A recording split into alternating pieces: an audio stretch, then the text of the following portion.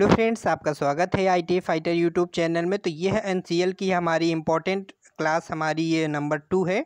और इसके पहले वाली आपने क्लास नहीं देखी है तो आप देख सकते हैं, प्लेलिस्ट इसकी हम बना देंगे, वहाँ से आप वॉच कर सकते हैं। या पुराने वीडियो आप थोड़ा सा स्क्रॉल कीजिएगा, आपको मिल जाएगा। बहुत ही इंपॉर्टेंट क्लास होने वाली है। सारे क्वेश्चन के सारे ऑप्शन को यहाँ पे हम क्लियर करेंगे। वीडियो को अंत तक देखिएगा, वीडियो आपको ज़रूर पसंद आएगा। अगर ना पसंद आए तो आप डिसलाइक भी कर सकते हैं, और पसंद आए तो प्लीज़ लाइक कर दीजिएगा। हमारे इस चैनल में पहली बार विजिट करें तो लाइक जरूर कीजिएगा, ठीक है। स्टार्ट करते हैं। फर्स्ट क्वेश्चन है हमारा, और बहुत ही अच्छे क्वेश्चन यहाँ पे इंक्लूड किए गए हैं। और यहाँ पे हम फर्स्ट क्वेश्चन आपसे पूछा जा रहा है, एक फिलर गेज का उपयोग के लिए किया जाता है। एक फिलर गेज है, उसके लिए किस लिए फिलर गेज का हम प्रयोग करते हैं?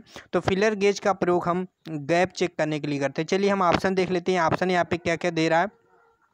यहाँ पे adjusting the parts of play, हम हिंदी देख लेते हैं। हिंदी में यहाँ पे दे रहा है खेलने के लिए भागों का समायोजन। फिर यहाँ पे आपको दूसरा ऑप्शन देख पा रहे होंगे, मैटिंग भागों के बीच गैप चेक करने के लिए, जॉब का त्रिज्या चेक करने के लिए, छिद्र की सटीकता चेक करने के लिए। जैसे हमने बताया था क्या, दो मेटिंग पार्ट्सों के बीच में गैप चेक करने के, दो हमारे पार्ट हैं उनके बीच में अगर हमें गैप चेक करना है तो वहाँ पर हम किसका प्रयोग करेंगे? फिलर गेज का प्रयोग करेंगे। फिलर गेज के बारे में बताते हैं। फिलर गेज का साइज कहाँ लेते हैं, फिलर गेज का कैसे हम डिनोट करते हैं? तो फिलर गेज की जो पत्ती की मोटाई होती है वहीं से हम फिलर गेज का साइज लेते हैं, ठीक है। अब यहाँ पे अगर हमारी फिलर गेज की पत्ती की मोटाई का साइज, पत्ती की मोटाई के साइज से हमारा लिया जाता है, तो ये साइज हम लिखते कहाँ पर है ना? तो फिलर गेज की जो हमारी पत्तियाँ होती हैं कई सारी, तो उन पत्तियों में हम फिलर गेज की जो मोटाई होती है, पत्तियों की मोटाई, तो वहाँ पर हम लिखते हैं, ठीक है। तो फिलर गेज का साइज कहाँ पर लिखते हैं? पत्तियों के ऊपर लिखते हैं, ऊपरी फेस पर, ठीक है। ये हमने फिलर गेज के बारे में बताया। दूसरा पॉइंट आप याद रखिएगा, फिलर गेज से जो इंपॉर्टेंट क्वेश्चन है,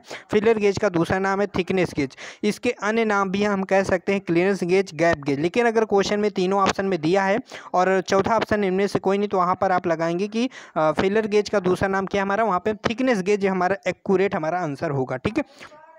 अब यहाँ पे नेक्स्ट क्वेश्चन हम बात करेंगे, फिलर गेज के हमारे कितने सेट में पाए जाते हैं? तो देखिए, हमारे ब्रिटिश टाइप में भी आते हैं और मीट्रिक टाइप में भी आता है ना। एक हमारा ब्रिटिश टाइप, एक मीट्रिक टाइप। अब यहाँ पे ब्रिटिश टाइप में हमारी कितने पत्तियों का सेट होता है, ज़्यादा हम डीप में नहीं जाएंगे। बस आप एक क्वेश्चन जो आता है वो हम आपको बताते हैं कि फिलर गेज की पत्तियों की लंबाई कितनी होती है। ये क्वेश्चन आपका डीएमआरसी में पूछा गया था। तो फिलर गेज की पत्तियों की लंबाई हमारी 100 mm होती है, ठीक है। अगर यहाँ पे हम मीट्रिक सेट में, हमारे ब्रिटिश सेट में कई कई अलग अलग सेट होते हैं, तो उसके हम ज़्यादा डीप में नहीं जाते हैं। चलिए नेक्स्ट क्वेश्चन हम देख लेते हैं। नेक्स्ट क्वेश्चन से क्या पूछ रहा, एक ड्रिल छिद्र के कारण केंद्र के बाहर हो जाता है। ऑप्शन दिया है, कार्यवस्तु का अनुचित यहाँ पे क्लैंपिंग दिया होगा, और ब्लो छिद्र वाले कार्यवस्तु छिद्र के ड्रिल के छेनी धार को उचित सीट देने के लिए पर्याप्त बड़ी यहाँ पे शुद्ध हिंदी थोड़ा सा बहुत ही दिया, हम इंग्लिश में देख लेते हैं। यहाँ पर क्वेश्चन में हमसे पूछना चाह रहा है, जो ड्रिल होल है वो हमारा सेंटर से आउट हो गया, मतलब हम ड्रिलिंग कर रहे हैं लेकिन वो क्या हो गया, सेंटर से आउट हो गया, ठीक है, केंद्र से बाहर हो गया है। तो अब हम इसका हमारा ऑप्शन क्या है, improper clamping workpiece having blow holes, और centre punch mark not being large enough to give proper seat the chisel edge drill.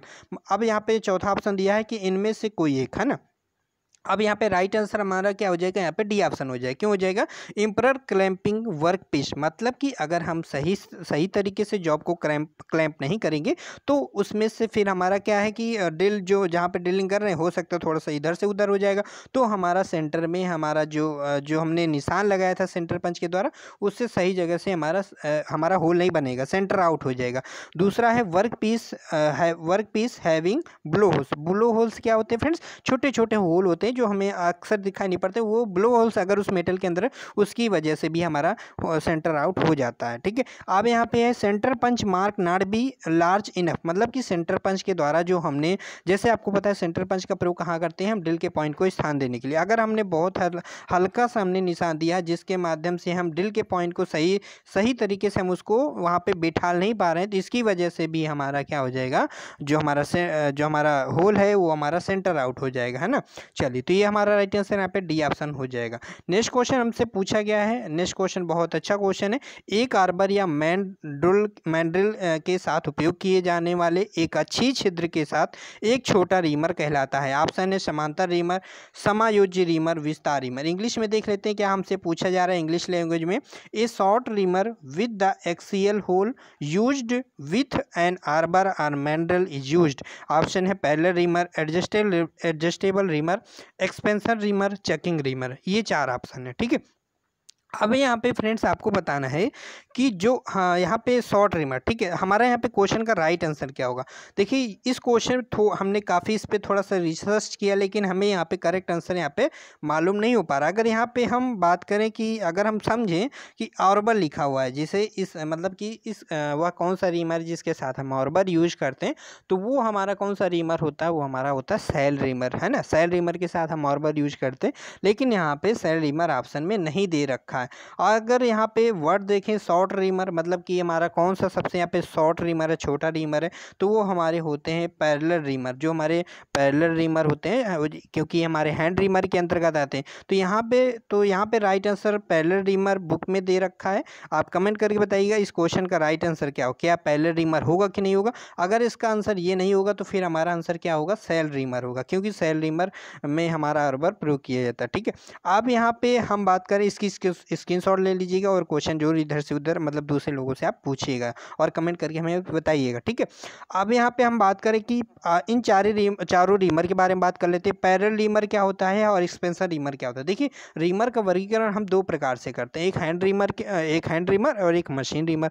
Hand reamer के अंतर्गत जो हमारे इसमें दिए गए हैं, ये हमारा हैंड रीमर के अंतर्गत आता है।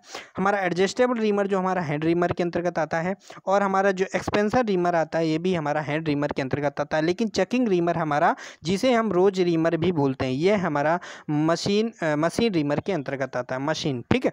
अब यहाँ पे हम चारों के बारे में यूज वर्क, इनके क्या क्या यूज होते हैं। तो पैरेलल रीमर का प्रयोग हम समांतर साइडों की क्या करते हैं, हम रीमिंग करते हैं। समांतर साइडों की अगर हमें रीमिंग करना है, पैरेलल समांतर सुराख है उनकी अगर हमें रीमिंग करना है, तो वहाँ पर हम पैरेलल रीमर का प्रयोग करते हैं। इससे हम H8 प्रकार के होल की रीमिंग करते हैं, ठीक है। होल के प्रकार होते हैं ना, H7, H8, H8 गेरा, जब आप लिमिट पे टॉलरेंस में पढ़ते हैं, तो H8 प्रकार के होल के प्रकार की हम रीमिंग करते हैं पैरेलल रीमर से।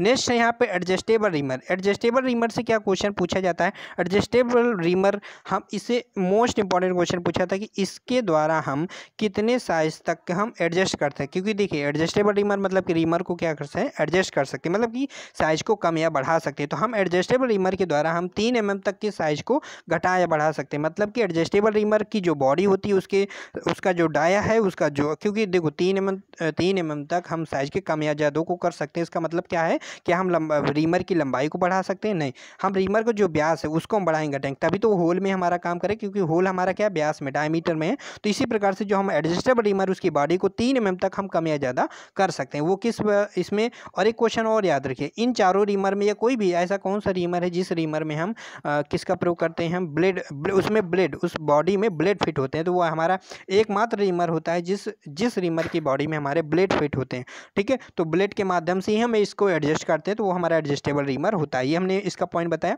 अब यहाँ पे नेक्स्ट है यहाँ पे एक्सपेंशन रीमर। एक्सपेंशन रीमर, इसमें एक हमारा टेपर प्लग थ्रेड होता है, टेपर थ्रेड होती है, उसमें एक प्लग लगा रहता है, प्लग के माध्यम से एक्सपेंशन मतलब थोड़ा सा विस्तार किया जाता है। एक्सपेंशन रीमर द्वारा ये भी क्वेश्चन आता है कि एक्सपेंशन रीमर द्वारा हम रीमर के साइज को कितने साइज तक हम उसके एक्सपेंस कर, थोड़ा सा, मतलब कि इसमें जैसे हमने बताया था 3 mm तक के साइज को हम घटाया बढ़ा सकते हैं, लेकिन कम साइज तक हम घटाया बढ़ा सकते हैं। तो एक्सपेंशन रीमर द्वारा हम 0.5 mm तक के साइज को घटाया बढ़ा सकते हैं, ठीक है, सॉरी 0.05 mm तक, ठीक है, ठीक है फ्रेंड्स, याद रहेगा ना। तो 0.05 mm हम एक्सपेंशन रीमर द्वारा साइज को घटाया बढ़ा सकते हैं। अब हमारा लास्ट आता है चेकिंग रीमर के बारे में। चेकिंग रीमर क्या होता है, इसे हम रोज रीमर कहते हैं। इसके द्वारा हम रफ होल तैयार करते हैं, ठीक है। अब ये हमारा स्पाइरल फ्लूइड के भी अंतर्गत आता है और हमारा स्टेट रिमर के भी अंतर्गत, मतलब कि इसमें हमारे स्टेट फ्लूइड भी होते हैं और हमारे स्पायरल फ्लूइड भी होते हैं, मतलब कि अलग अलग 2 टाइप के हमारे रोज रिमर के अंतर्गत आते हैं फ्लूइड के आधार पे। ठीक है, अब यहाँ से क्या क्वेश्चन पूछा जाता है, रोज रिमर। ठीक है, तो इसका चेकिंग रिमर का दूसरा नाम क्या है, रोज रिमर, ये क्वेश्चन हो गया। दूसरा क्वेश्चन हमारा क्या हो गया कि इसका प्रयोग हम कहाँ करते हैं, रफ होल तैयार करने के लिए हम रोज रिमर या चेकिंग रिमर का प्रयोग करते हैं, ये हमने बता दिया, इंपॉर्टेंट क्वेश्चन है। दूसरा है कि क्वेश्चन आ जाएगा, यह जो रोज रिमर होता है या चेकिंग रिमर होता है, ये हमारा सैंक की तरफ हमारा टेपर होता है। तो कितना टेपर होता है, ये हमारा 0.001 इंच। ठीक है, कितना होता है, यहाँ पे फिर से हम लिख लेते हैं 0.001 इंच, यह सैंक की तरफ हमारा टेपर होता है। ठीक है, याद रहेगा ना। तो ये हमारा चेकिंग रिमर हमारा टेपर होता है 0.001 इंच प्रति इंच के हिसाब से टेपर होता है। ठीक है, तो ये इंपॉर्टेंट क्वेश्चन याद रखिएगा। अब इस क्वेश्चन को राइट आंसर आपको बताना है। इस क्वेश्चन के अकॉर्डिंग आपसे क्या पूछा जा रहा है वो आपको कमेंट कर बताना है कि इसका राइट आंसर क्या है। हमने चारों रिमर के बारे में वर्क, जो इंपॉर्टेंट वर्क है वो हमने आपको बता दिया है। नेक्स्ट क्वेश्चन हम देख लेते हैं। नेक्स्ट क्वेश्चन 14 नंबर क्या पूछा जा रहा है, एक मशीन के बगल के रास्ते से निरंतर स्नेहन किया जाता है। ऑप्शन है आपके सामने में, oil can, grease gun, ring स्नेहक और पंप स्नेहक। ठीक है, अब हम क्वेश्चन इंग्लिश में देख लेते हैं। Side ways of machine are frequently lubricated by, मतलब कि जो हमारा मशीन का गाइड वेज है, साइड वेज है, तो उसमें जो लेथ मशीन के अगर हम मान लेते हैं जो गाइड वेज है, अगर उसमें हमें अगर लुब्रिकेटिंग करना है तो इसका राइट आंसर क्या होगा, वहाँ पर हम ऑयल कैन हमारा राइट आंसर होगा। राइट आंसर यहाँ पे हमारा ए ऑप्शन है। फिर भी अगर कोई क्वेश्चन में आपको डाउट लगता है वो कमेंट जरूर कीजिएगा। हाँ, आपने पिछले वीडियो में आपने कमेंट किए, उन कमेंट को हम जरूर रिप्लाई देंगे। भले ही आपको रिप्लाई नहीं मिला होगा, रिप्लाई जरूर मिलेगा। ठीक है, चाहे वो 1 दिन बाद मिले चाहे 2 दिन बाद। अब यहाँ पे हमारा इस क्वेश्चन का राइट आंसर क्या हो जाएगा, यहाँ पे ए ऑप्शन हो जाएगा। नेक्स्ट क्वेश्चन देख लेते हैं हम। बहुत अच्छा इंपॉर्टेंट क्वेश्चन, इसके बारे में थोड़ा सा हम आपको डिटेल में बताएंगे कि इस प्रकार से ऐसे क्वेश्चन अगर एग्जाम में आ जाते हैं तो कैसे हमको याद करना है। क्वेश्चन में हमसे पूछा जा रहा है कि निम्न हमारी कौन सी क्लियरेंस फिट है। ठीक, आपको क्लियरेंस फिट पहचानना है। ठीक है फ्रेंड्स, तो यह सबसे ज़रूरी यह है जानना है कि हम कैसे पहचानते हैं। थोड़ा सा जिन लोगों को नहीं पता है ना कैसे पहचान, भले ही आपने राइट आंसर बता दिया, आप समझ गए होंगे कि इस क्वेश्चन का राइट आंसर क्या है, फिर भी अगर आप भूल जाते इसकी थोड़ा सा हम बहुत ट्रिक बता देंगे, बेसिक सा है। फिर भी एक पर्टिकुलर इसका वीडियो हम लाएंगे जिसमें हम आपको बताएंगे किस प्रकार से हम निकालते हैं। देखिए, जो हमारे होल हैं, होल के प्रकार हैं, उनको हम कैपिटल लेटर से डिनोट करते हैं। ठीक है, और जो हमारे शाफ्ट हैं उनको स्मॉल लेटर से डिनोट करते हैं। ठीक है, समझ पा रहे हैं।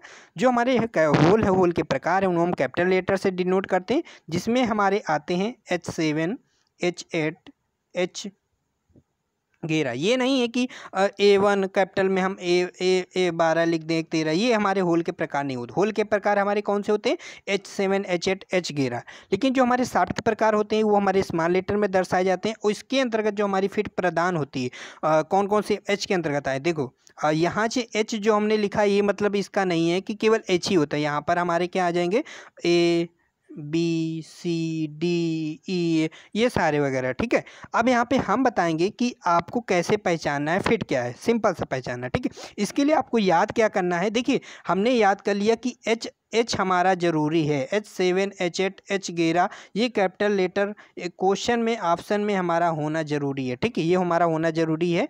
इसके बाद मतलब जो हमारा पहले लिखा होगा वो हमारा क्या होगा, हमारा होल होगा। जो बाद में लिखा जाएगा G7 लिखा जाए, यह हमारा यहाँ पे अगर लिख दिया जाए Z7 लिख दिया जाए, क्या लिख दिया जाए यहाँ पे M लिख दिया जाए, है ना। तो यहाँ M का यहाँ पे M7 या M3 लिख दिया जाए, तो जो बाद में लिखा जाएगा वो हमारा एक सॉफ्ट का दर्शाएगा, जो पहले लिखा जाएगा वो कैपिटल लेटर में लिखा जाएगा, वो होल का होगा। समझ पा रहे हैं कैसे। देखिए, यहाँ पर जो ऑप्शन में आप देख पा रहे हैं ये हमारा ऑप्शन बिल्कुल गलत है। हमने क्या बताया, पहले हमारा कैपिटल लेटर में लिखा जाएगा और कैपिटल लेटर में हमारा क्या लिखा जाएगा, होल का प्रकार लिखा जाएगा। होल का प्रकार किस में, केवल H में आते। तो हमारा ये तीनों ऑप्शन हमारे यहाँ से सही हो रहे हैं। मतलब हमने केवल गलती निकाली। गलती कौन सी, ये हमारा बिल्कुल गलत है, क्योंकि छोटा स्मॉल H हमारा होल के प्रकार के अंतर्गत आता ही नहीं। ठीक है, ये हमने समझ लिया। अब यहाँ पे हम देखेंगे कि अब हमारा क्लियरेंस फिट बोल रहा है। अब हमको ये याद होनी चाहिए टेबल में क्या है। हमने आपको तीन चीज़ें बताते हैं। जैसे पहले नंबर पे आता है क्लियरेंस फिट आता है। क्लियरेंस फिट को हम ऐसे लिख लेते हैं क्लियरेंस फिट, ठीक है। एक टेबल हमारी ये हो गई। दूसरी टेबल हम यहाँ पे बना लेते हैं ट्रांजिशन फिट, ये हमारी ट्रांजिशन फिट हो गई। तीसरी टेबल हम बनाते हैं इंटरफेरेंस फिट, जिसे आई से लिख लेते हैं इंटरफेरेंस फिट, ठीक है। ये हमने लिख लिया। बहुत ही बारीकी से समझना। ये जो हम बताने जा रहे हैं स्मॉल लेटर के बारे में बताएंगे, क्योंकि कैपिटल लेटर के बारे में हमने बता दिया कि वो होल के प्रकार होते हैं H7 H6, बस यही होते हैं। इन्हीं से आप पहचान जाओगे कि मतलब ये हमारा कैपिटल एच होना चाहिए, बस। अब हमें स्मॉल लेटर में जाना है। स्मॉल लेटर से ही हम पहचानेंगे कि हमारी कौन सी फिट है, लेकिन वो किसके अंतर्गत आता है ये हमें पहचानना है। तो क्लियरेंस फिट के अंतर्गत कौन कौन से स्मॉल लेटर आते हैं? तो क्लियरेंस फिट के अंतर्गत हमारे ए से एच तक आते हैं, ठीक है। क्लियरेंस फिट के अंतर्गत हमारे ए से एच तक आते हैं, लेकिन ए और बी हमारा बहुत ही कम, मतलब ए और बी का प्रयोग ही नहीं करते, बी का बिल्कुल नहीं करते। ए का प्रयोग हम एच घेरा के लिए करते हैं, मतलब जो होल का प्रकार एच घेरा होता है उसके साथ हम फिट बनाने के लिए करते हैं, ठीक है। तो ये हम मान के चलते हैं ए से एच तक हम क्लियरेंस फिट के अंतर्गत आता है। इसके बाद एच के बाद हमारा क्या आता है? आई आता है, लेकिन आई को हमें यहाँ पे छोड़ देना है, ठीक है। आई को हमने क्या छोड़ दिया? जे के एम एन जे, इसमें हमारे 4, याद रखिएगा कि हमारे इसमें कितने आते हैं, और ये सब स्मॉल लेटर में होंगे, है ना। यहाँ पे स्मॉल लेटर में हम लिखते हैं, यहाँ पर स्मॉल लेटर में जे के एम एन, ये हमारे सारे स्मॉल लेटर में होगा, ठीक है। अब यहाँ पे ये समझेंगे, कुछ लोग भूल जाते हैं कि ट्रांजिशन फिट में कौन कौन से हमारे स्मॉल लेटर आते हैं। तो कैसे याद करना, इसकी ट्रिक है जान। एक वर्ड याद कर लीजिए, जान, ठीक है। मतलब कि स्टार्टिंग का वर्ड क्या है, लास्ट का वर्ड क्या है, ये हमारे यहाँ से निकल गया। तो जैसे हमने जान लिखा, इंग्लिश में आप जैसे लिखोगे तो उसमें स्मॉल लेटर पहले भी हमारा जे आएगा, लास्ट में भी हमारा एन आएगा। अब हमने अगर कोई जान वर्ड बोला है तो मतलब उसके बीच में तो कुछ आएगा ना। पहले अगर हमने जे बोला, लास्ट में एन बोला है, तो बीच में क्या आएगा? हमारा के और एम आएगा। तो ये हमें याद रखना कि एक ट्रिक है कि जे के एम एन, अगर आपको कन्फ्यूजन होती है कि जे किस फिट के अंतर्गत आती है, तो जे हमारी आती है ट्रांजिशन फिट के अंतर्गत, ठीक है। तो यहाँ से हमने पकड़ लिया कि हमारी ट्रांजिशन फिट के अंतर्गत कौन कौन सी आएगी, हमारी आएगी जे अगर वर्ड आता है, के आता है, एम आता है, एन आता है, ये हमारी ट्रांजिशन फिट के अंतर्गत आती है। इसके अलावा जे के एम एन के अलावा हमारी इसके आगे क्या हमारे क्या आएगा? जे के एम एन ओ आता है, ओ को हमें छोड़ देना है, ठीक है। ओ को हमें छोड़ देना है। फिर जे के एम एन ओ पी आएगा, तो पी को हम लिख लेते हैं, पी हमारी इंटरफेरेंस फिट क्या। फिर क्यू नहीं होता है इसमें, तो क्यू नहीं होता, फिर हमारा क्या होता है? फिर हमारे सारे लगातार होते हैं, पी क्यू नहीं होता, फिर आर एस टी यू, ठीक है, ये हमारे होते हैं, ठीक है। ये हमें याद करना है। अब यहाँ पे हम फ्रेंड्स, आपको होता है ये हमारा क्या टी है, तो इसमें हमारे कितने होते हैं टोटल अक्षर? यहाँ पे हमारे होते हैं टोटल अक्षर यहाँ पे 5, देख पा रहे हैं ना। तो आपको केवल यहाँ पे एक और छूट रहा है ना, पी आर एस हो गया, ठीक है, पी आर एस हो गया और टी हो गया, हाँ सही है, ठीक है। हाँ, तो टोटल इसमें हमारे कितने होते हैं? 5 होते हैं, ठीक है। इसमें टोटल हमारे कितने होते हैं? 5 अक्षर होते हैं। और हमारे जो ट्रांजिशन फिट होती है उसमें हमारे कितने अक्षर होते हैं? 4 होते हैं, ठीक है। कौन कौन से? जे के एम एन, ठीक है, याद रहेगा ना। इसमें कितने होते हैं? ट्रांजिशन फिट में 4 होते हैं, और इंटरफेरेंस फिट में हमारे टोटल अक्षर 5 होते हैं। और इसमें कितने होते हैं? क्लियरेंस फिट में इसमें हमारे टोटल अक्षर अगर हम ए और बी को छोड़ दें तो C D E F G H 6 आते हैं। तो ऐसे याद रखना है, इसमें पहले में 6 आता है, अगर हम उसको भी जोड़ देंगे ए और बी को तो हमारा कितने? 8 हो जाएंगे, है ना। तो आप टोटल याद कर लीजिए 8, फिर 4। अब हम यहाँ से थोड़ा सा बैक कर देते ताकि सारा से यहाँ पे थोड़ा सा सफाई हो जाए।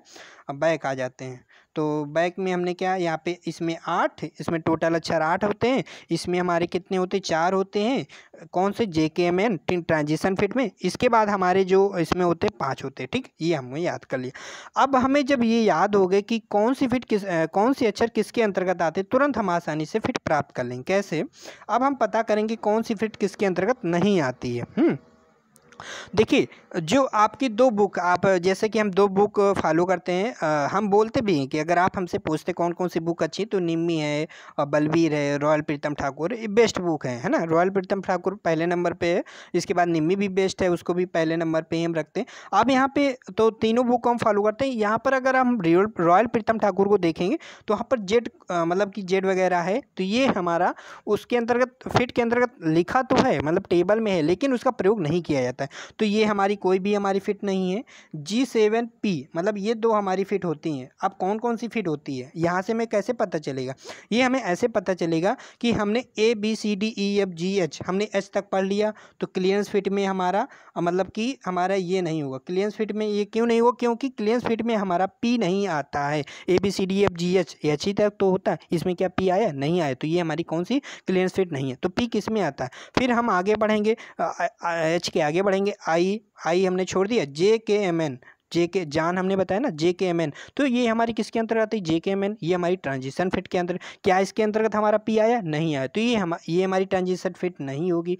फिर हमारी P किसके अंतर्गत? फिर हमारा P आता है, आगे हम बढ़ेंगे, JKMN O मतलब छोड़ देंगे, फिर P Q छोड़ देंगे, RS, तो उसमें हमारा देखो हमारा इंटरफेरेंस फिट में हमारा P आता है। तो ये हमारी कौन सी फिट हो गई? तो कैसे हमने पहचाना कि हमारा P किसके अंतर्गत आता है? ये हमारा आता है इंटरफेरेंस फिट के अंतर्गत, जैसे हमने भी टेबल बनाई थी। तो ये हमारा इंटरफेरेंस फिट हो गया। इसके बाद ये हमारी कौन सी फिट है? ये हमारी है क्लियरेंस फिट है, ठीक है। तो ये अब क्लियरेंस फिट इसको हमने कैसे पहचाना? क्योंकि देखिए पहले हमारा कैपिटल H होना जरूरी है, बिल्कुल। अगर कैपिटल H नहीं है तो वो ऑप्शन गलत है, ठीक है। कैपिटल H होना चाहिए, बिल्कुल माइंड में बैठा लीजिए। बाद में हमें स्मॉल लेटर देखना है कि वो किस टेबल के अंतर्गत आता है। स्मॉल G आता है, स्मॉल G किसके अंतर्गत आता है? तो हमने पढ़ा, इस टेबल हमने पढ़ी ABCDEFG, तो आता है 5वें नंबर पे G आता है हमारा। तो G हमारा ABCDEFG, तो ये H, तो हमारा ABCDEFG, तो ये हमारे किस नंबर पे आया? हमारा 5वें नंबर पे आया, ठीक है। तो ये आपको याद रखना है। तो ये 7वें नंबर पे आता है। तो ये हमें याद रखना है। तो उससे कोई मतलब, आपको बस इतना याद रखना है कि हमारा G किस टेबल के अंतर्गत आता है। तो G हमारा आता है क्लियरेंस फिट के अंतर्गत, है ना। फिर से एक बार रिमाइंडर कर लीजिए, क्लियरेंस फिट में हमने क्या क्या बताया है? हम क्लियरेंस में हमने बताया था A से H तक, ठीक है। एक बार फिर से रिवाइज कर लीजिए, क्लियरेंस फिट में हमारा कौन कौन सा आता है? A से H तक हमारा आता है क्लियरेंस फिट में। दूसरा हमने बताया था ट्रांजिशन फिट में हमारा कौन कौन सा आता है? तो ट्रांजिशन फिट में हमारा आता है जान हमने बताया था, तो ट्रिक हमने बताई JKMN, ये सभी स्मॉल लेटर में हो, ठीक है। और यहाँ पे हमने इंटरफेरेंस फिट में हमने क्या बताया था? इंटरफेरेंस फिट में हमारे टोटल हमारे 5 होते हैं, ठीक है। 5 लेटर होते हैं। कौन कौन से होते हैं? हमारे P होता है, Q हम छोड़ देते हैं, Q छोड़ देना, RSTU, ये हमारे होते हैं, ठीक है। तो ये हमारे 5 इसमें हो गए, ठीक है, ये याद रखना है। और इसमें हमारे 4 होते हैं, इसमें हमारे टोटल 8 होते हैं। इसमें 8 में हम A और B प्रयोग नहीं करते, और G हमारा इसमें आता है, इसलिए हमारा क्लियरेंस फिट हो गया। तो राइट आंसर यहाँ पे D ऑप्शन हो गया। आ गया होगा समझ में, है ना। चलिए, अब इससे रिलेटेड अगर कहीं भी क्वेश्चन घुमा फिरा के पूछ लेता है ना, तो आप बता दोगे। अगर हम आपसे पूछ लें कि यहाँ पर मान लो G की जगह क्या कर दिया जाए? U कर दिया जाए, तो हमारा क्या राइट आंसर होगा? फिर हमारा हो जाएगी, ये हमारी इंटरफेरेंस फिट हो जाएगी। क्यों? क्योंकि U जो हमारा आता है इंटरफेरेंस फिट के अंतर्गत आता है। अगर यहाँ पे G की जगह पे क्या कर दिया जाए? यहाँ पर यम कर दिया जाए। क्या कर दिया जाए? G की जगह यम कर दिया जाए, तो कौन सी फिट होगी? तो हमारा यम किस में आता है? तो हमने ट्रिक बताई थी ट्रांजिशन फिट में कि हमारे जान, हमने बताया आपको ट्रांजिशन फिट में जान ये वर्ड याद रखना है, और JN, ठीक है, JN याद रखना है। और J के बीच में क्या आता है? KMN, के आता है और M आता है, ठीक है। तो इसमें देखो हमारा M वर्ड मिल गया, तो M हमारा किस में? ट्रांजिशन फिट में मिला है, तो हमारे ये ट्रांजिशन फिट हो गई। इस प्रकार से हमें याद कर लें। तो आपको टेबल याद करनी, जो हमने बताया वो टेबल आपको याद करनी। तो आप 10 सेकंड में फिट आप बता कर देंगे कौन सी फिट होगी, ठीक है। तो यहाँ पे जो G हम थोड़ा सा बता रहे थे कि 5वें नंबर पे, वो थोड़ा सा सॉरी 7वें नंबर पे हमारा G है, मतलब कि कैपिटल लेटर जो हम पढ़ते हैं ना, ABCDEFG। आप तो कह रहे होंगे ये तो ABCD पढ़ रहे, नहीं, चीज़ों को याद कराना है, इस वजह से यहाँ पे थोड़ा सा समझाने की कोशिश करें। क्वेश्चन नंबर 16 नंबर में हम देखेंगे आपसे क्या पूछा रहा है, ग्राइंडिंग व्हील की ग्लेजिंग का क्या कारण है? ग्रेन आकार अधिक बारीक होता है, व्हील कठोर होता है, व्हील गति बहुत तीव्र होता है, दोनों का अवखा, ये आपसे क्वेश्चन पूछा जा रहा है, ठीक है। इंग्लिश में देख लेते हैं, इंग्लिश में हमसे क्या पूछ रहा है? The case of glazing of grinding wheel, जो हमारा ग्लेजिंग है, ठीक है, ग्लेजिंग हमारा क्या होता है? तो ये हमारे पूछ रहा है। तो ग्राइंडिंग व्हील में हमारा ग्लेजिंग हो जाता है, उसका क्या कारण है? ऑप्शन है grain size is too fine, wheel is hard, wheel speed is too fast, both and wheel. हमने जब हमने आपको ग्राइंडिंग वाला चैप्टर पढ़ा था, बहुत अच्छे से हमने ग्लेजिंग और लोडिंग इनके बारे में, कहीं जो क्यों नहीं होता है कि सारा कुछ हमने बहुत ही अच्छे से डिस्कस किया। उस वीडियो को जरूर वॉच कीजिए। अगर किसी ने ग्राइंडिंग व्हील का चैप्टर नहीं देखा है वीडियो हमारे चैनल का, तो जरूर आप विजिट कीजिए, बहुत आपको आपको फ़ायदा मिलेगा। बहुत हर एक प्रकार के वहाँ पे क्वेश्चन कराए गए। चलिए इस क्वेश्चन पे आते हैं, तो इस क्वेश्चन का राइट आंसर क्या होगा। देखिए अगर ग्रेन साइज हमारा छोटा है, ग्रेन साइज हमारे क्या है, एब्रेसिव जो व्हील होते हैं, जो उसमें जो हमारे कण हैं वो एब्रेसिव कण है, अगर हमारे छोटे छोटे हैं तो उसमें क्या होगा, हमारा जब हम कृषि कटिंग टूल को ग्राइंड करेंगे तो उस छोटे छोटे टूलों, उस छोटे छोटे जो हमारे एब्रेसिव कण हैं उसमें फोर्स ज़्यादा बार बार उसमें अप्लाई होगा फोर्स, है ना। तो वहाँ पर हमारा क्या होगा, वहाँ पे ग्रेन साइज टू फाइन, मतलब ग्रेन साइज अगर फाइन है तो वो हमारे जो ग्रेन साइज बार बार फोर्स, बार बार प्रेशर लग रहा है, बार बार रगड़ रहे हैं, फ्रिक्शन हो रहा है, तो उसमें क्या होगा, फिर हमारा उसमें ग्लेजिंग हो जाए। ग्लेजिंग का मतलब क्या है, व्हील के एब्रेसिव कणों को जो हमारे चमक जाना, शीशे की तरह चमक जाना ही हमारा ग्लेजिंग होता है। Wheel is hard, wheel is hard, अगर हमारा व्हील है एब्रेसिव कणों को बहुत ही मजबूती से पकड़े हुए है और हमारे जो एब्रेसिव कण खराब हो गए फिर भी वो वहाँ से एब्रेसिव कणों को छोड़ नहीं रहा, तो बार बार जब वो छोड़ नहीं रहा फिर वो क्या हो चमक जाएंगे। इसलिए व्हील इज बहुत हार्ड नहीं होना चाहिए, नॉर्मल होना चाहिए, जैसा हमारा वर्क होना चाहिए, ठीक है। तो अगर बहुत ही हार्ड होगा व्हील हमारा तो उससे भी एब्रेसिव कणों को छोड़ेगा नहीं, जिससे क्या होगा, बार बार वहाँ पे टूल हमारा वहाँ पे रगड़ खाएगा, मतलब एब्रेसिव कण रगड़ेंगे तो वहाँ पे चमक उत्पन्न होगी, शीशे की तरह चमकेगा। तो राइट आंसर यहाँ पे हमारा ए और बी होगा, ठीक है। क्वेश्चन नंबर 17, यहाँ पे 17 देख लेते हैं। यहाँ पे पूछा जा रहा है प्रतिबंधित रख रखाव, प्रिवेंटिव मेंटेनेंस क्या है। बहुत अच्छा क्वेश्चन है फ्रेंड्स, यहाँ से क्वेश्चन आता है एग्जाम में, कभी कभी पूछ लिया था, लेकिन अच्छा क्वेश्चन है यहाँ पे। तो क्वेश्चन के ऑप्शन हम देख लेते हैं, इंग्लिश में देख लेते हैं क्या पूछा जा रहा है, आप हिंदी में पढ़ लीजिए। संपूर्ण स्नेहन मरम्मत कार्य आप देख लीजिए हिंदी में, हमने हिंदी आपको दिखा दी, इंग्लिश में पढ़ते, थोड़ा इंग्लिश में यहाँ पे आपको समझ में आ जाएगा। इंग्लिश में पूछा जा रहा है प्रिवेंटिव मेंटेनेंस क्या है, the over lubrication, overall lubrication and repair work carried out by the maintenance work and fault notice during the work done prevent the maintenance is my। बहुत ही बेसिक तरीके से आपको समझाएं, भले ही आपको ऑप्शन समझ में ना आ रहा हो, बिल्कुल ना आ रहा होगा, लेकिन आ जाएगा। कैसे हम ये समझते हैं प्रिवेंटिव मेंटेनेंस क्या होता है। तो हमें सबसे पहले ये जानना होगा कि मेंटेनेंस हमारे कितने प्रकार के होते हैं। तो हमारे मेंटेनेंस हमारे 3 टाइप के होते हैं, तो अगर उन्हें हम समझेंगे तो तुरंत हमारा प्रिवेंटिव मेंटेनेंस समझ में आ जाएगा कि हमारा होता क्या। जो हमारा मेंटेनेंस होता है वो 3 टाइप का होता है। नंबर होता है, यहाँ पे 1 सेकेंड फ्रेंड्स, हाँ, तो नंबर 1 होता है हमारा रूटीन मेंटेनेंस, ठीक है। नंबर 1 हमारा क्या होता है, इसको हम ऐसे लिखते हैं, RM लिखते हैं, लिखने में टाइम ना लगे, तो रूटीन मेंटेनेंस ये हमारा पहला नंबर हो गया। दूसरा हमारा जो मेंटेनेंस हमने 3 टाइप के बताया, नंबर 1 रूटीन मेंटेनेंस, दूसरा हमने बताया प्रिवेंटिव मेंटेनेंस, तीसरा हमारा होता है ब्रेक डाउन मेंटेनेंस। बहुत ही अच्छा क्वेश्चन है, ब्रेक डाउन मेंटेनेंस से आता है, ब्रेक डाउन मेंटेनेंस, ठीक है।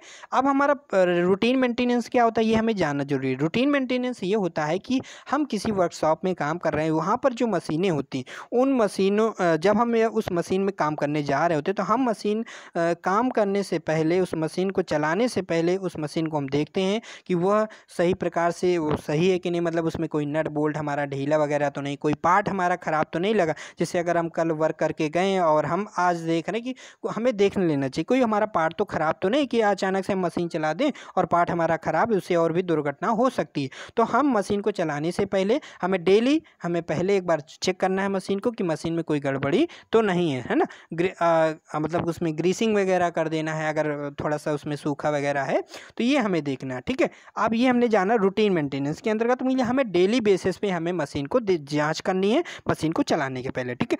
प्रिवेंटिव मेंटेनेंस क्या होता है, इसका मतलब बहुत ही आसानी से समझना है कि हम वर्कशॉप में जो बड़ी बड़ी सी मशीनें होती हैं या बहुत ही इंपॉर्टेंट मशीनें होती हैं वर्कशॉप में, तो वहाँ पर डेली उस मशीन की जो जांच की नहीं जा सकती। एक मतलब कि जो हमारे मेन जो कर्मचारी आते हैं चेक करने के लिए, क्योंकि जो काम कर रहा है वो तो मशीन के ऊपर ज़्यादा तो जानेगा नहीं कि भाई ये चीज़ गड़बड़ हो गया, वो तो सही नहीं कर पाएगा। तो इस वजह से कि मशीन में कोई ऐसी फॉल्ट ना हो जिसे वो सामान्य नागरिक पता तो नहीं कर सकता है, इस वजह से क्या किया जाता है, प्रिवेंटिव मेंटेनेंस किया जाता है। इसका मतलब ये होता है कि एक टाइम, मशीन में एक टाइम लिख दिया जाता है कि आज 25 अगस्त 2020 को इसमें इस मशीन को चेक किया गया था, प्रॉपर्ली सभी पार्ट को चेक किया गया था, चला के चेक किया गया था। उसकी कोई भी अगर पार्ट उसमें ख़राब है तो उसको बदल दिया जाएगा, कोई इसमें नट बोल्ट वगैरह कुछ भी मतलब कि ऐसा कोई चीज़ उसमें पार्ट गड़बड़ तो उसको बदल दिया जाएगा। तो ये हमारा प्रिवेंटिव मेंटेनेंस में क्या होता होता है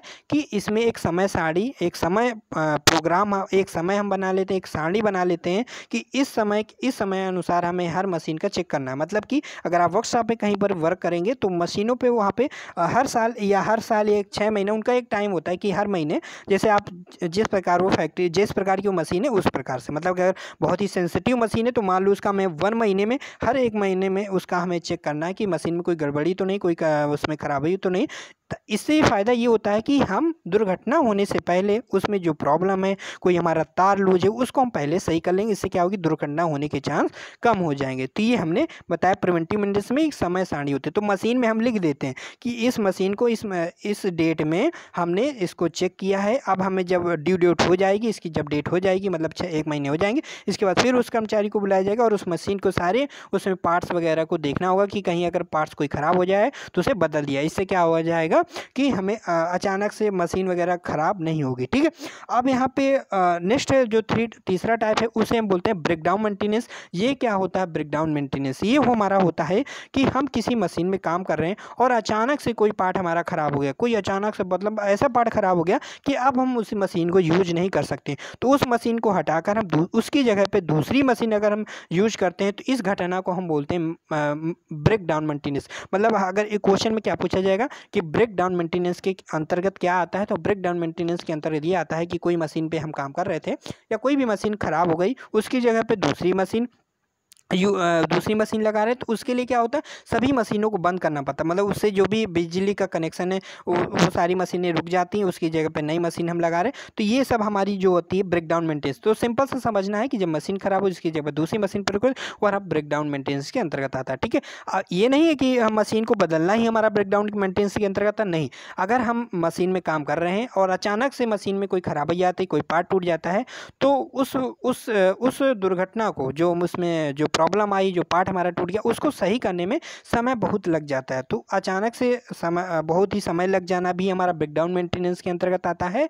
तो इसको सही करने में अगर बहुत ही समय लगता है तो हमारा ब्रेकडाउन मेंटेनेंस के अंतर्गत है। अगर मशीन बदल लेते हैं तो भी हमारा ब्रेकडाउन मेंटेनेंस है। तो अब समझ पा रहे होंगे ब्रेकडाउन मेंटेलिटी है क्या, तो हम समझ पा रहे होंगे। फिर से यहाँ पे हम सारे यहाँ पे थोड़ा सा जानेंगे। रूटीन मेंटेनेंस में हमने क्या सीखा? रूटीन मेंटेनेंस में क्या होता है कि डेली बेसिस में हम मशीन को चेक करते हैं। हम खुद चेक करते हैं कि मशीन में कोई गड़बड़ी तो नहीं है, कोई उसमें नट बोल्ट ढीला तो नहीं, ये हम सब चेक कर लेते हैं। कोई हमारा पार्ट खराब तो नहीं हो गया।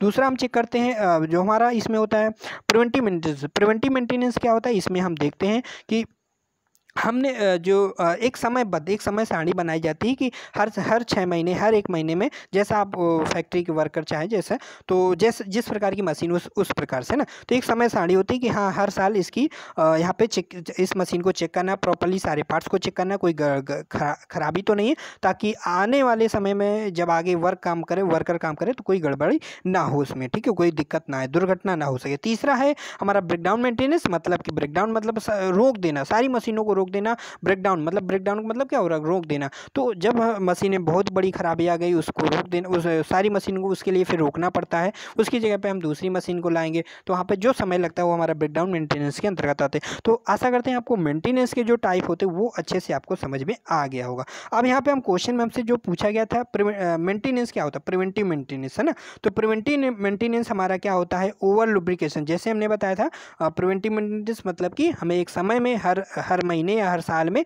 हमें चेक करना। तो overall lubrication, properly lubrication work कर रहा है कि नहीं कर रहा है। रिपेयर वर्क, जो भी हमारे पार्ट हैं अगर वो सही नहीं है तो उन्हें रिपेयर करना है, तो एक समयबद्धता में। ठीक है, तो हमारा राइट आंसर इस क्वेश्चन का हमारा ए हो जाएगा। ठीक है, चलिए नेक्स्ट क्वेश्चन देख लेते हैं। नेक्स्ट क्वेश्चन हमसे क्या पूछा रहा? त्रिकोणीय स्क्रैपर्स का उपयोग किया जाता है। स्क्रैपर के लिए किया जाता है बड़ी व्यास छिद्र बियरिंग सतह, छोटी व्यास छिद्र बड़ी समतल सतह सरफेस है। तो यहाँ पे हम इंग्लिश में देख लेते हैं। Triangular scraper used for scraping large diameter hole bearing surface, small diameter hole large flat surface. जो हमारा ट्रिंगुलर स्क्रैपर है वो किसके लिए हम यूज करते हैं? हो सकता है आपके माइंड में आपको बियरिंग सरफेस आ रहा हो, नहीं बिल्कुल नहीं, ये आंसर नहीं होगा। बियरिंग सरफेस क्यों नहीं हो? बियरिंग सरफेस में अगर हमें बियरिंग की सरफेस को हमें स्क्रैपिंग करना है तो उसके लिए हम प्रयोग करते हैं बियरिंग स्क्रैपर, जिसका नाम है दूसरा हाफ राउंड स्क्रैपर। तो बियरिंग सरफेस के लिए हम किसका प्रयोग करते हैं? हाफ हाफ राउंड स्क्रैपर या फिर हम बियरिंग स्क्रैपर का प्रयोग करते हैं। ठीक है, ये उसका दूसरा नाम होता है। अब यहाँ पे लेकिन इस क्वेश्चन का राइट आंसर क्या होगा, हमारा सी ऑप्शन होगा, स्मॉल डायमीटर होल। अल्लू सर जी ये क्या बता रहे, क्योंकि आपने तो पढ़ा होगा ट्रिंगुलर स्क्रैपर का प्रयोग क्या होता है कि जो हमारी बियरिंग के किनारे होते हैं उनकी स्क्रैपिंग की जाती है। लेकिन जो बियरिंग के किनारे हो इसमें छोटे छोटे होल होते हैं, तो उन्हीं को स्क्रैपिंग करने के लिए हम क्या प्रयोग करते हैं, वहाँ पे हमारा ट्रिंगुलर स्क्रैपर का प्रयोग करते हैं। राइट आंसर हमारे यहाँ पे ट्रिंगुलर स्क्रैपर होता है। अब यहाँ पे एंगल की बात करें, ट्रिंगुलर स्क्रैपर का हमारा एंगल कितना होता है, तो ट्रिंगुलर स्क्रैपर का एंगल हमारा होता है 55 से 60 डिग्री होता है। ठीक है, 55 से 60 डिग्री हमारा ट्रिंगुलर स्क्रैपर का एंगल होता है। कटिंग एज ग्राइंड किया जाता है। और जो हमारा हाफ राउंड स्क्रैपर होता है उसमें हमारे कटिंग एज कितने होते हैं, अगर क्वेश्चन पूछा जाए। हाफ राउंड स्क्रैपर में हमारे 2 कटिंग एज होते हैं, और हमारा ट्रिंगुलर स्क्रैपर में जो हमारा होता है, ट्रिंगुलर स्क्रैपर में हमारे 3 कटिंग एज होते हैं। ठीक है, 3 कटिंग एज होते हैं, ये आपको याद रखना है। तो हमने बता दिया फ्रेंड्स। और ये भी क्वेश्चन, अगर ये क्वेश्चन दे दिया जाए कि बियरिंग के अंदरूनी गोलाकार सतह को स्क्रैपिंग करना है, तो वो भी हमारा ट्रिंगुलर स्क्रैपर वहाँ पर भी हम प्रयोग करते हैं। ठीक है, अगर ये पूछा जाए कि बियरिंग की अंदरूनी सतह को स्क्रैपिंग करना है, फ्लैट सतह को स्क्रैपिंग करना है, तो वहाँ पर हम लगाएंगे हाफ राउंड स्क्रैपर या फिर बियरिंग स्क्रैपर, जिसका दूसरा नाम है। ठीक है, आ गया होगा आपको समझ में। नेक्स्ट क्वेश्चन देख लेते हैं। क्वेश्चन नंबर 19 में हमसे क्या पूछा जा रहा, काउंटर बोरिंग के लिए प्रयोग किया जाता है। काउंटर बोरिंग के लिए इसमें काउंटर बोरिंग क्या है, देख लेते हैं। ऑप्शन क्या दिया, चीज हेड स्क्रू सीट बनाना, सॉकेट हेड स्क्रू के लिए सीट बनाना, छिद्र के द्वारा बड़ा करने में से कोई नहीं। तो काउंटर बोरिंग इज डन। तो काउंटर बोरिंग किसके लिए प्रयोग करते हैं, बिल्कुल नॉर्मल सा क्वेश्चन, आपको याद रखना है। काउंटर बोरिंग हम किसी भी बोल्ट के हेड को हम स्थान देने के लिए हैं। तो हम अब देख लेते हैं कौन सा हमारा क्या ऑप्शन होगा। तो इसमें हमारा राइट आंसर होगा B option, to make the seat of head screw. जो सॉकेट हेड स्क्रू होता है उसको प्रॉपर्ली हेड को सीट में प्रदान करने के लिए, उसके जो हेड है उसको प्रॉपर्ली सीट में बिल्कुल सा इसको स्थान देने के लिए हम काउंटर बोरिंग प्रयोग करते हैं। काउंटर बोरिंग का फिगर कैसे होता है, इस टाइप का होता है ना।